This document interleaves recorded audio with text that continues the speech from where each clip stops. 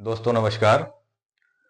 आज हम बात करेंगे खानवा के युद्ध में महाराणा सांगा के पराजित होने के मुख्य कारण कि किस कारण वो एक जीता हुआ युद्ध हार गए। ठीक है, क्योंकि राणा सांगा के पास सेना नायकों की कमी नहीं थी और सेना भी बाबर से अधिक था। ठीक है। दूसरा कारण यह है कि बाबर जो है वो बाहरी था और महाराणा प्रताप और उनके जितने भी साथी थे वो देश के ही थे, सारे क्षेत्रों को वो जानते थे। ठीक है, लेकिन फिर भी वो हार गए। तो इस पे चर्चा करेंगे क्यों हार गए, बाबर को किस बात का बेनिफिट मिला और किन कारणों से बाबर जीत गया। तो खानवा का जो युद्ध है वो 16 मार्च 1527 ईस्वी में लड़ा गया। आगरा उत्तर प्रदेश का एक डिस्ट्रिक्ट जहां पर ताजमहल आप देखते हैं, ठीक, उससे जो है 40 किलोमीटर दूर पर खानवा नाम का एक स्थान है। तो यहां पर यह युद्ध हुआ। टॉपिक हमारा खानवा का युद्ध किन कारणों से राणा सांगा हारे। तो पहला कारण देखा जाए तो सेना की एकता बहुत बड़ा रोल प्ले करती है किसी भी युद्ध में। सेना की एकता हमको वहां पर दिखाई नहीं पड़ती। होता क्या है कि जैसे मान लीजिए कि राणा सांगा ने कई लोगों को बुलाया युद्ध करने के लिए, और ये मान लीजिए कि सेना की टुकड़ियां हैं। ठीक है, इन सेना की टुकड़ियों को एक एक सेना नायक संचालित कर रहा है और ये राणा सांगा के निमंत्रण पर आए हैं राणा सांगा को मदद करने के लिए। अब जैसे जैसे सेना बढ़ रही है आगे और सेना नायक इसी में अगर मृत्यु को प्राप्त हो जाते हैं या घायल हो जाते हैं, युद्ध की स्थिति में नहीं रहते, तो ये सेना एक प्रकार से ये टुकड़ी जो है वो निष्क्रिय होने लगती है, शुरू हो जाती है। तो ये एक पहला कारण था राणा सांगा जी के हारने का, क्योंकि जो भी इनके सहयोगी थे वो जब मर रहे थे या उनकी मृत्यु हो रही थी, वीरगति को प्राप्त हो रहे थे, तो उनकी जो सेना उनके साथ आई थी वो उस युद्ध से बाहर हो रही थी। एक छत्र जो है वो सेना का संचालन नहीं हो पा रहा था। हाँ, युद्ध करने राणा सांगा के लिए ही लोग आए हुए थे, लेकिन जो टुकड़ियां थी उनमें एकता नहीं थी।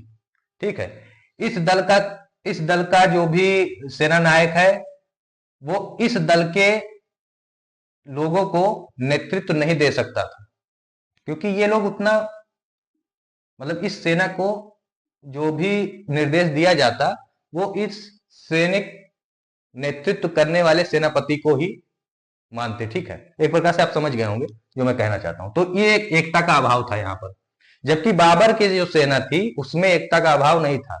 जो भी नेतृत्व हो रहा था वो बाबर के द्वारा हो रहा था और बाबर सुरक्षित जगह पर एक रिजर्व फोर्स के साथ अपना जो है बेड़ा रखा हुआ था वहां पर, मतलब कि बेड़े के साथ अपना खड़ा हुआ था, वहीं से अपना निर्देश दे रहा था।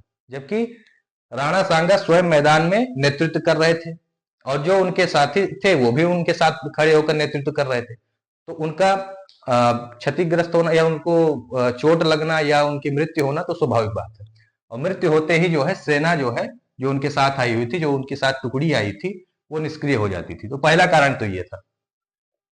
फिर इसके बाद सेना में हाथी का प्रयोग तोपों के सामने। आप जानते हैं कि बाबर जो है वो तोप लेकर आया था, बारूद से चलने वाले तोप। ठीक, और भारतीयों के लिए ये आउट ऑफ सिलेबस था, समझ लीजिए। भारतीय नहीं जानते थे कि हाँ बारूद से चलने वाला कोई तोप भी है, ठीक है, तोप के गोले भी बरसते हैं जिससे 20 लोग मर जाते हैं एक बार में। तो केवल इंसान ही नहीं, केवल सेना के लोग ही नहीं, हाथी भी तो सेना का एक भाग है, लेकिन हाथी के लिए भी तो ये आउट ऑफ सिलेबस है, हाथी भी नहीं जानता था। तो जब तोपों की आवाज से हाथी भी चौंक गए और वो मदद करने की जगह पर उल्टा राणा सांगा के सेना को ही कुचलना शुरू कर दिया। और यही चीज इब्राहिम लोदी के समय में भी हुआ था, ठीक है।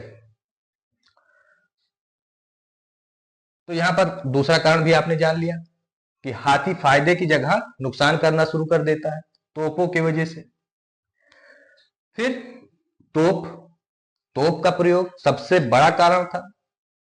तोप के कारण सेना इतर पितर हो गई, कोई भी रणनीति काम नहीं कर रही थी। जो रणनीति ये बना के गए थे सब रणनीति धरा की धरा, मतलब कि धराशायी हो गई, धरे की धरी नहीं रह गई, धराशायी हो गई। तो बाबर तोपों के वजह से भी जो है एक कदम आगे था। फिर इसके बाद तुलगुमा पद्धति का प्रयोग बाबर ने किया था। इसमें हम जानते हैं कि जो राजपूत होते थे वो सामने सामने की लड़ाई में विश्वास करते थे कि मैं आपको मार रहा हूं, आप मुझे मारिए, इसमें कोई दूसरा नहीं आएगा, ठीक है। आप निहत्थे हो जाते हैं तो हम आपके ऊपर आक्रमण भी नहीं करेंगे, आप भाग जाइए या तो फिर कोई हथियार लाइए, चाहे भाला चाहे तलवार कुछ भी लाइए, आप हमसे लड़िए, हम युद्ध करेंगे आपके साथ, ठीक है, निहत्थे पर वार नहीं करेंगे। अब होता क्या है कि बाबर ये सब चीज तो मानता नहीं था। नैतिकता उनके साथ आप करिए जो नैतिक हो, जो नैतिकता को मानते हो, उनको नैतिकता से कोई मतलब नहीं था। तो उन्होंने क्या किया, तुलगुमा पद्धति में होता क्या है कि 3 तरफ से वार होता है। सामने का वार तो हो ही रहा है, आप सामने लड़ रहे हैं, कोई इधर से भी आकर आपसे युद्ध करने लगे और इधर से आपसे युद्ध करने लगे तो आप लड़ पाएंगे उससे? या तो आपने कैपेबिलिटी बना ली हो, उतना ब्रूसली हो गए हो आप, तुरंत लड़ते हो, ऐसे तलवार चलाते हो तीनों लोग से, ठीक है। तो तीनों तरफ से आपके ऊपर आक्रमण जब होगा तो आप निश्चित ही पीछे हट जाएंगे या तो हार जाएंगे। तो तुलगुमा पद्धति भी बाबर को बहुत काम आई। ये तो चौथा कारण हो गया। फिर इसके बाद बाबर ने अपने सैनिकों को जोश में लाने के लिए जिहाद का नारा दे दिया। अक्सर होता था कि जब मुस्लिम शासकों की जो सेना होती थी, जब वो डिमोटिव हो जाती थी, क्या कहते हैं उसको, मतलब उनका जो आत्मबल है वो गिर जाता था, डिमोटिवेशन जो उनके अंदर आ जाता था, फिर तब ये जो है क्या करते थे, जिहाद का नारा देकर उनका मनोबल बढ़ा देते थे कि भैया ये मैं तो अल्लाह के लिए 72 हूरों के लिए कर रहा हूं, आप लोगों को 72 हूरें मिल जाएंगी। अल्लाह के अगर आप जीत जाते हैं तब तो सम्राट शहंशाह बादशाह तो आप बनेंगे ही बनेंगे, अगर हार जाते हैं तो भैया अल्लाह के यहाँ पर जो है रास्ते सब खुले हुए हैं, गाजी की गाजी हो जाएंगे आप, साथ में आपको 72 हूरें मिल जाएंगी और जिहाद के राह पर आप जो है शहीद होंगे तो स्वर्ग भी मिल जाएगा आपको। तो ये सब चीजें बताकर जो है अक्सर जो है मुस्लिम शासक बरगला ले जाते थे मुस्लिम सेना के लोगों को, ठीक है, मुस्लिम लोगों को। जिहाद का नारा क्यों दिया था? जिहाद का नारा बाबर ने इसीलिए दिया था क्योंकि भाई देखिए बाबर तो एक तो फरगना से आया हुआ था, फरगना उज्बेकिस्तान में, ठीक है, तो उज्बेकिस्तान से ये भगा दिया गया था, ठीक। फिर ये काबुल में आकर शरण लिए हुए था। काबुल से ये पंजाब आया करता था, लूट मार करके काबुल में चला जाता था। काबुल कोई ऐसा नहीं कि बहुत मतलब कि वहां पर खेती बाड़ी बहुत अच्छी हो रही थी या इसने बहुत अच्छा जो है वहां पे साम्राज्य स्थापित कर लिया था, ऐसा नहीं है। वहां पर ये बस केवल शरण लिए हुआ था। इसकी इच्छा यही थी कि फरगना फिर से जीते, लेकिन अब फरगना जीतने की इसकी हैसियत नहीं थी, तो ये काबुल में पड़ा हुआ था और अपने शासन सत्ता को चलाने के लिए, वहां के लोगों की जो जरूरतें हैं उसको पूरा करने के लिए पंजाब पर आक्रमण किया करता था, लूटपाट किया करता था, ठीक। तो इसके साथ जो सैनिक आए हुए थे वो तो भाई उज्बेकिस्तान के थे, ठीक। वो कह रहे थे तुमको तो राज्य मिल गया, तुम अपना राज्य लिए रहो, हमको अपने घर जाना है। तो बाबर ने तब यहाँ पर जिहाद का नारा दिया कि भाई देखो, मैं अपने लिए नहीं कर रहा हूं, मैं आप लोगों के लिए, अल्लाह के लिए, कुरान के लिए, इस्लाम के लिए कर रहा हूँ, इस्लाम का जो है ये परचम फैलाने के लिए कर रहा हूँ, ठीक है। तो ये बाबर ने यहाँ पर जिहाद देकर तब मुस्लिमों को वहां पर रोका और हिंदुओं के खिलाफ, यानी कि राणा सांगा के खिलाफ लड़ने के लिए तैयार किया था। इब्राहिम लोधी से तो जीत गया, ठीक है, तब वहां पे जिहाद का नारा नहीं दिया था। ये राणा सांगा से जब युद्ध करना हुआ, खानवा का जब युद्ध करना हुआ, तब उसने जिहाद का नारा दिया, क्योंकि सामने तो राणा सांगा थे ना, वही लोहा ले पा रहे थे।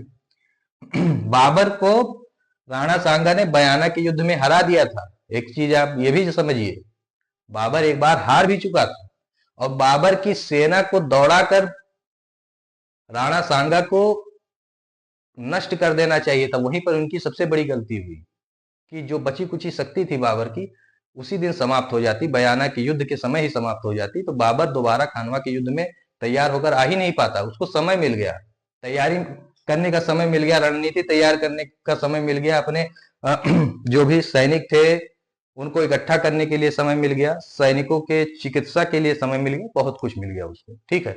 और युद्ध किस तरीके से करना है, कौन कौन सी पद्धति का प्रयोग करना है, क्या रखना है, कैसे रखना है, तो सारी चीजें उसने तैयार कर ली थी खानवा के युद्ध में। इस कारण को मैंने आपको बता ही दिया कि राणा का स्वयं मैदान में हाथी से युद्ध करते हुए घायल होकर गिर जाना।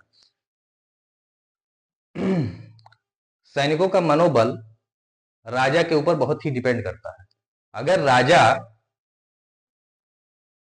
लड़ते हुए मर जाए उनके सामने, या दुश्मन सेना का परचम फहरा दिया जाए आपके किले पर, ठीक है, या राजा के जो रथ है या हाथी है उसके ऊपर चढ़ के कोई परचम लहरा दे, या फिर इसके बाद राजा को मार के वहां से गिरा दे, तो सेना का ऑटोमेटिकली जो है आत्मबल गिर जाता है। तो वही चीज यहां पर भी हुआ। राणा सांगा जो है वो मैदान पे थे, हाथी से युद्ध कर रहे थे। 2000 तीर अंदाजों को बाबर ने लगा दिया था कि तुम राणा को किसी तरीके से घायल करके गिरा दो या मार दो। तो तीर अंदाज जो धनुष बाण चलाते हैं, वो उनका जो टारगेट था वो हाथी पर बैठे राणा सांगा का ही था। और उसी से जो है इस युद्ध की स्थिति बदल गई। बार बार कभी बाबर जो है मजबूत स्थिति में दिखाई पड़ता था, कभी राणा सांगा मजबूत स्थिति में दिखाई पड़ते थे। लेकिन ये था कि सेना बड़ी थी तो ये युद्ध राणा सांगा जीत सकते थे और जीतने के कगार पे थे। लेकिन तुलगमा पद्धति जो आखिरी उसकी रणनीति थी, इसने उनको बहुत क्षति पहुंचाई और जो राणा घायल होकर गिर गए, इसने तो मामला ही खत्म कर दिया।